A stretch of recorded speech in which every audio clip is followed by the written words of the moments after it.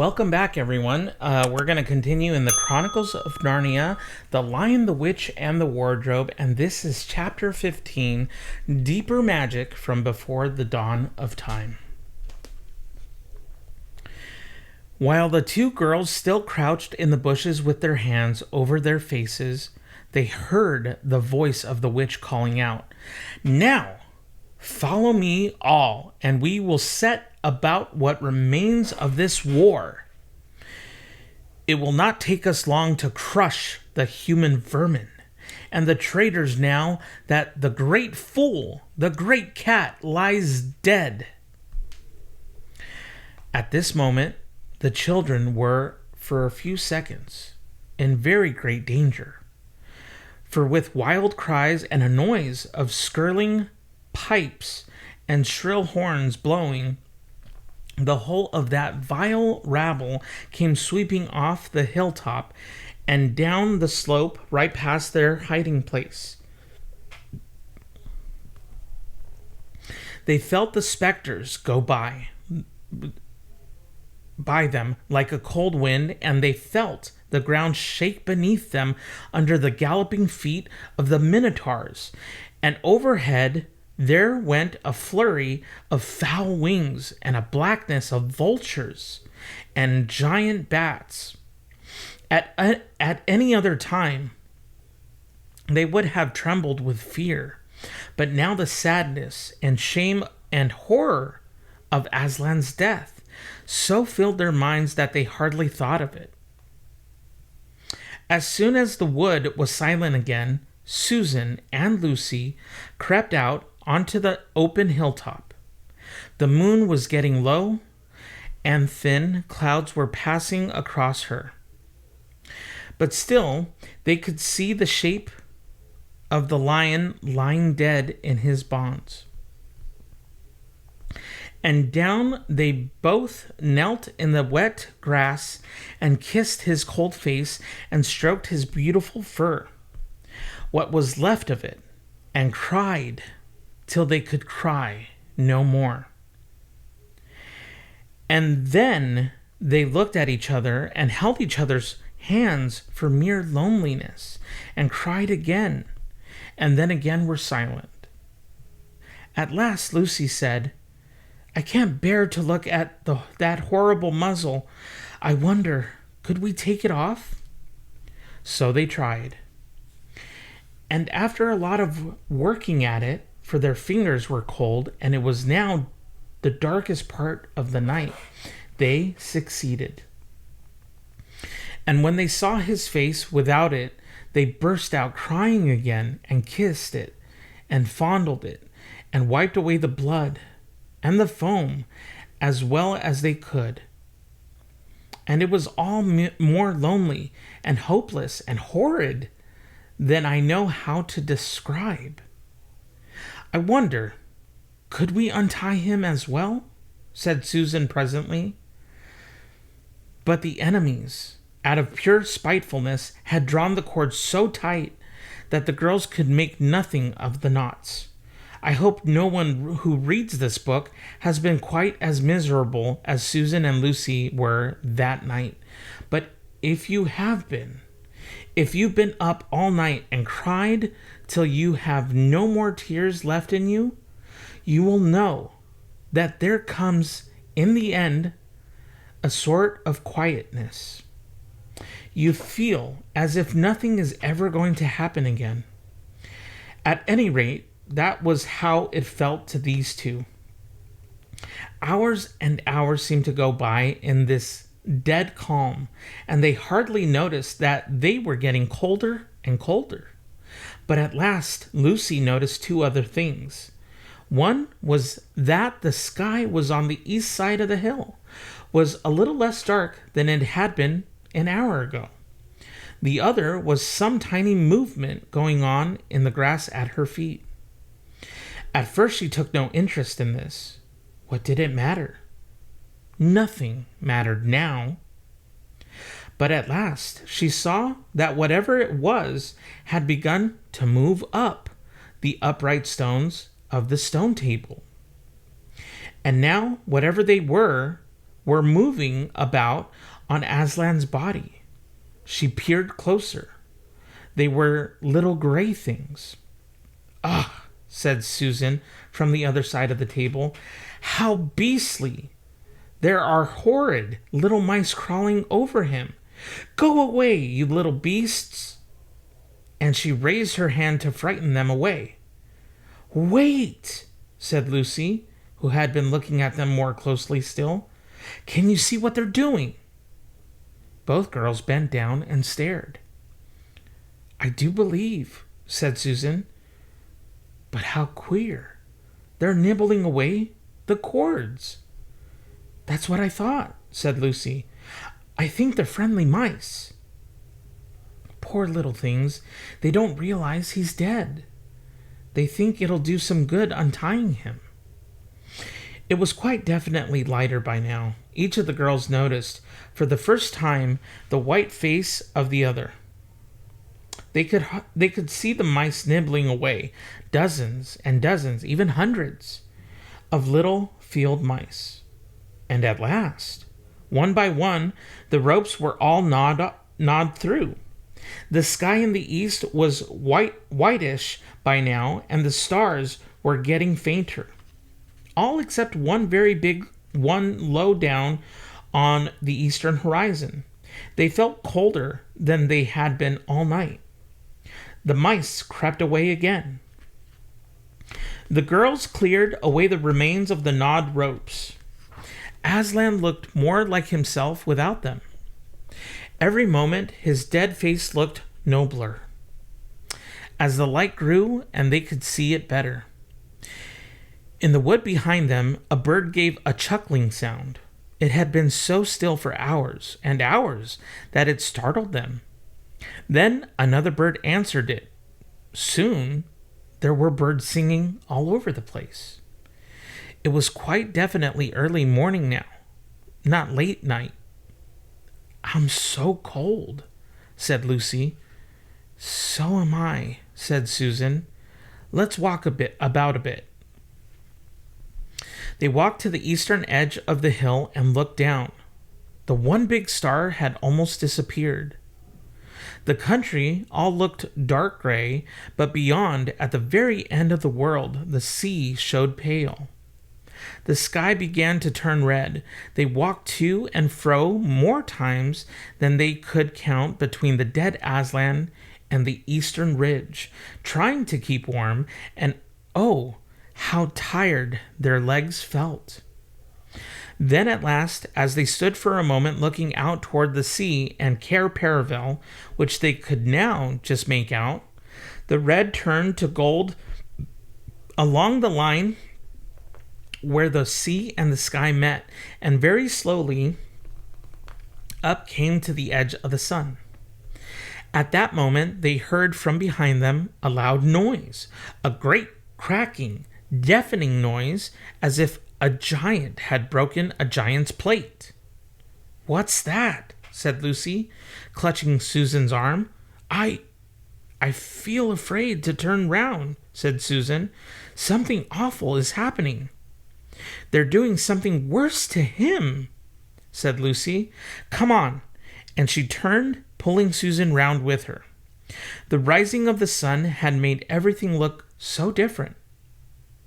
All colors and shadows were changed, that for a moment they didn't see the important thing.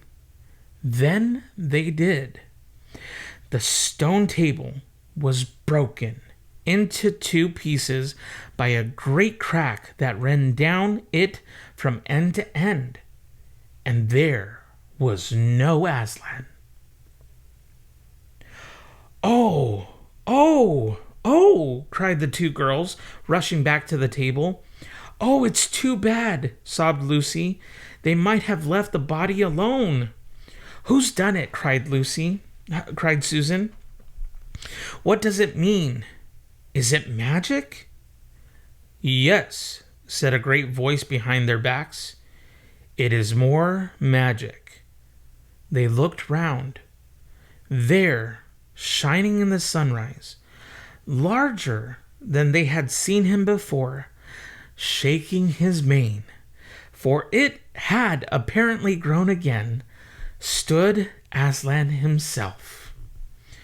"Oh, Aslan!" cried both the children, staring up at him, almost as much frightened as they were glad.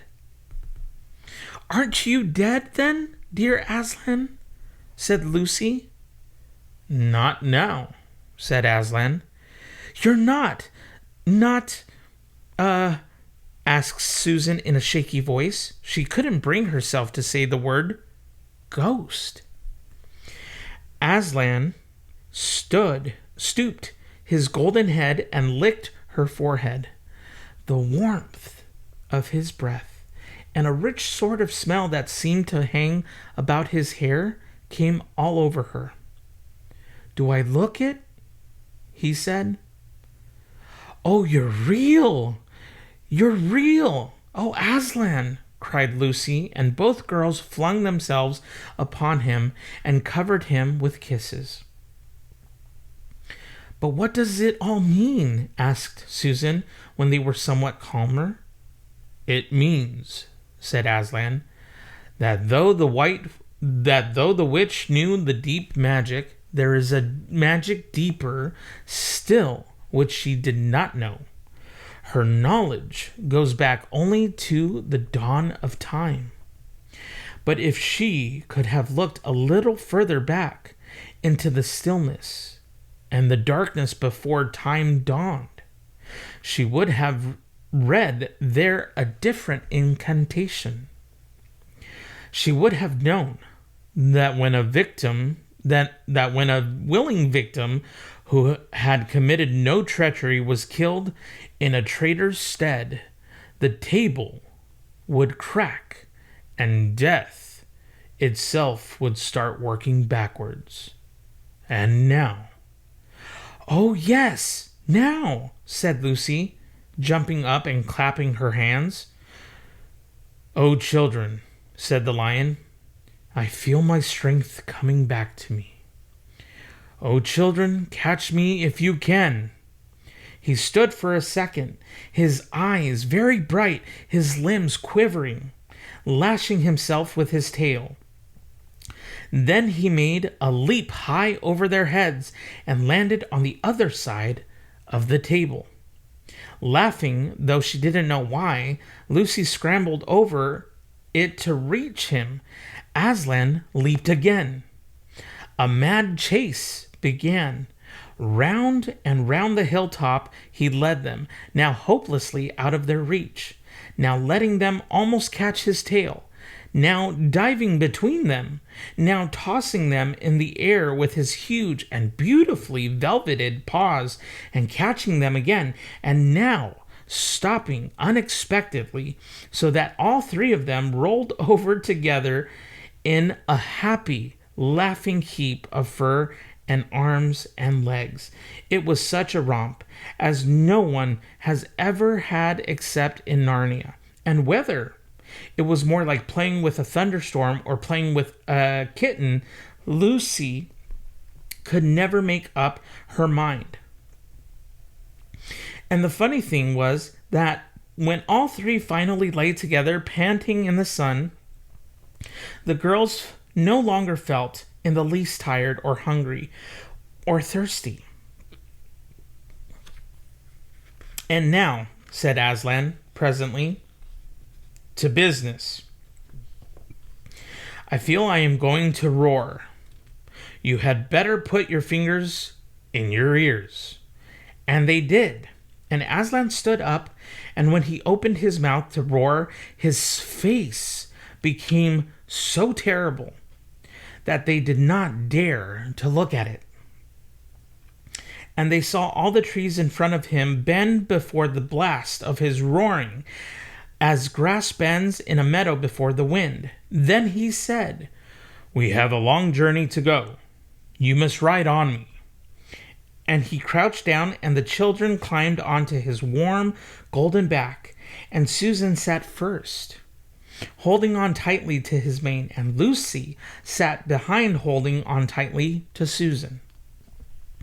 And with a great heave, he rose underneath them, and then shot off faster than any horse could go, downhill and into the thick of the forest. That ride was perhaps the most wonderful thing that happened to them in Narnia. Have you ever had a gallop on a horse? Think of that, and then take away the heavy noise of the hooves and the jingle of the bit, and imagine instead the almost noiseless padding of the great paws. Then imagine instead of the black or gray or chestnut back of the horse, the soft roughness of golden fur and the mane flying back in the wind. And then imagine you are going about twice as fast as the fastest racehorse. But this is a mount that doesn't need to be guided and never grows tired. He rushes on and on, never missing his footing, never hesitating, threading his way with perfect skill between tree trunks, jumping over bush and briar and the smaller streams, wading the larger, swimming the largest of all. And you are riding not on a road, nor in a park, nor even on the downs, but right across Narnia in spring, down solemn avenues of beech and across sunny glades of oak, through wild orchards of snowy white cherry trees, past roaring waterfalls and mossy rocks and echoing caverns, up windy slopes all light with gorse bushes, and across the shoulders of heathery mountains, and along giddy ridges, and down again into wild valleys and out into acres of blue flowers. It was nearly midday when they found themselves looking down a steep hillside at a castle, a little toy castle it looked from where they stood, which seemed to be all pointed towers. But the lion was rushing down at such speed that it grew larger every moment, and before they had time even to ask themselves, they were already on a level with it. And now it no longer looked like a toy castle, but rose, frowning in front of them. No face looked over the battlements, and the gates were fast shut. And Aslan, not at all slacking his pace, rushed straight as a bullet towards it. "The witch is home," he cried. "Now, children, hold tight." Next moment, the whole world seemed to turn upside down, and the children felt as if they had left their insides behind them, for the lion had gathered himself together for a greater leap than any he had yet made, and jumped, or you may call it flying rather than jumping, right over the castle wall. The two girls, breathless but unhurt, found themselves tumbling off his back in the middle of a wide stone courtyard full of statues. And that is the end of chapter 15 of The Lion, the Witch, and the Wardrobe. Feel free to continue into chapter 16, what happened about the statues.